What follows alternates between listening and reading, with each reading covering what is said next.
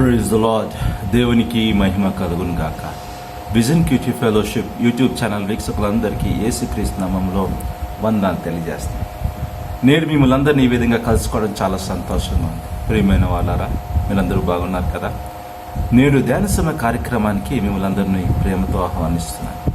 ఈరోజు మన ధ్యానం కోసం ఏర్పాటు చేసుకున్న వాక్య భాగం ఏమనగా ద్వితీయోపదేశ కాండము 33వ అధ్యాయము 18 నుంచి 34వ అధ్యాయం 12వ వచనం వరకు. దయచేసి ఈ విషయాలు గమనించాలని నా యొక్క మీ దగ్గర బైబిల్ ఉంటే తెరవండి. మనం కొన్ని వచనాలు చదువుకొని ధ్యానంలోకి వెళ్దాం. నేను మీకోసము 3, 4, 5 వచనాలు చదివి వినిపిస్తాను. సోయూరు వరకు ఈత చుట్టూ గల యెరికో లోయ చుట్టూ మైదానమును అతనికి చూపించింది. మరియు యెహోవా అతనితో ఇట్లను, నీ సంతానము నీకు ఇచ్చెదరని అబ్రహాము, ఇస్సాకు, యాకోబులకు నేను ప్రమాణం చేసిన దేశం ఇదే. కనులారా నిన్ను దాన్ని చూడనిచ్చితను కానీ నీవు నది దాటి అక్కడికి వెళ్ళకూడదు. యెహోవా సేవకుడైన మోషే యెహోవా మాట చొప్పున మోయాబు దేశంలో మృతి నొందెను. చదివిన వాక్యమును దేవుడు దీవించుగా. చదివిన వాక్యమును బట్టి మనం ఏర్పాటు చేసుకున్న అంశం ఏమనగా అందమైన ముగింపు, ఆ బ్యూటిఫుల్ ఎండింగ్ అనే అంశాన్ని ఏర్పాటు చేసుకున్నాం. ఈ వాక్య భాగము బాగా చదివిన తర్వాత సారాంశాన్ని మనం గమనించినట్లయితే ఇశ్రాయేలు గోత్రముల కొరకు మోషే యొక్క ఆశీర్వాదాలు ఆయనను ముగించినట్లుగా మనం చూడగలుగుతున్నాం. అతను జెబులూను మరియు ఇస్సాకారు గోత్రములు సముద్రపు వాణిజ్యములో విజయం సాధించాలని, గాదు గోత్రము మొదటి భూభాగమును ఆక్రమించి విషయమై మోషే ఆస్వాదించినట్లుగా, దాను గోత్రము శక్తి మరియు సంపన్నమయ్యే ఆశీర్వాదము, నెఫ్తాలి గోత్రము పడమర మరియు దక్షిణ ప్రాంతమును ఆక్రమించే ఆశీర్వాదము, మరియు ఆషేరు గోత్రము గొప్ప సంపద ఆశీర్వాదాలను పొందాలని ప్రార్థించాడు.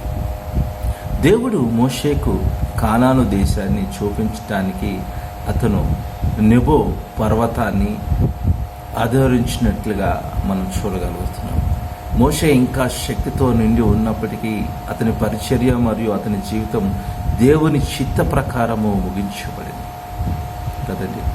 యెహోషువ అతని వారసుడిగా నియమింపబడ్డాడు. ఇవన్నీ కూడా ఈరోజు సారాంశంగా మనం చూడగలుగుతాం. ఈ వాక్య భాగం ఇంకా మనం లోతుగా ధ్యానం చేసినప్పుడు మన దేవుని గురించిన గొప్ప సత్యములు గ్రహించడానికి వీలు కలుగుతుంది. 33వ అధ్యాయం 18 నుంచి 28. దేవుడు తన ప్రజలను త్యాగం చేసేంత వరకు ప్రేమిస్తాడు. మనతో ఉండడానికి పరలోకం నుండి దిగి వచ్చి తను తాను త్యాగం చేసుకున్నాడు. మన ముందు పోరాడి మనల్ని రక్షించి మనకు శాంతిని ప్రసాదించే మన దేవుని వంటి దేవుడు ప్రపంచంలోనే ఇంకెవరు లేరు కదండి. అంత గొప్ప దేవుడు మనకున్నాడు. మనం ప్రేమించాడు, మన నిమిత్తం పోరాడాడు, మన రక్షణకై ఆయన తన ప్రాణాన్ని పెట్టాడు. ఇవన్నీ కూడా మనము వింటూనే ఉన్నాం, చదువుతూనే ఉన్నాం. ఈరోజు దేవుని యొక్క గుణలక్షణాలు అర్థం చేసుకోవడానికి మనం ప్రయత్నం చేయాలి. మనల్ని ప్రేమించే దేవుడు కదండి. ఈరోజు ఈ విషయాన్ని మనం ఆలోచించాలి.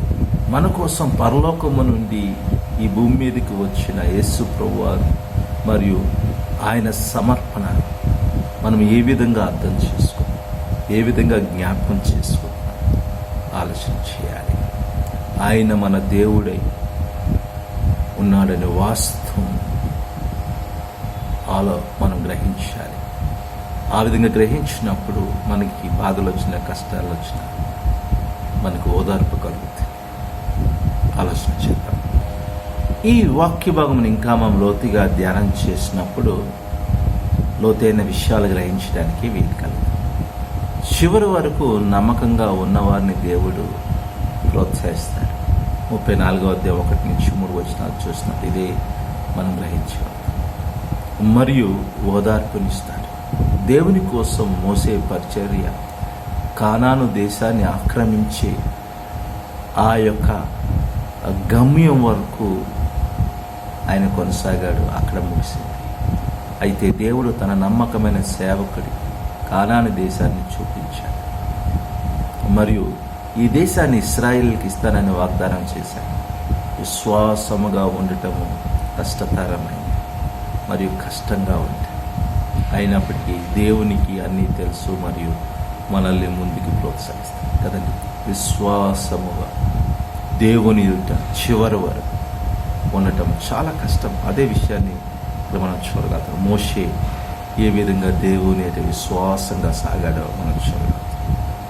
మనం కూడా ఆ విధంగా ఉండాలని దేవుడు కోరుకుంటున్నాడు. ఈరోజు ఆలోచన చేద్దాం, ప్రార్థన చేసుకుందాం. ప్రభువా, మీ నామానికి ఎంతవరకు నీ వాక్యమును బట్టి, నీ సత్యమును బట్టి వందనాలయ్యా.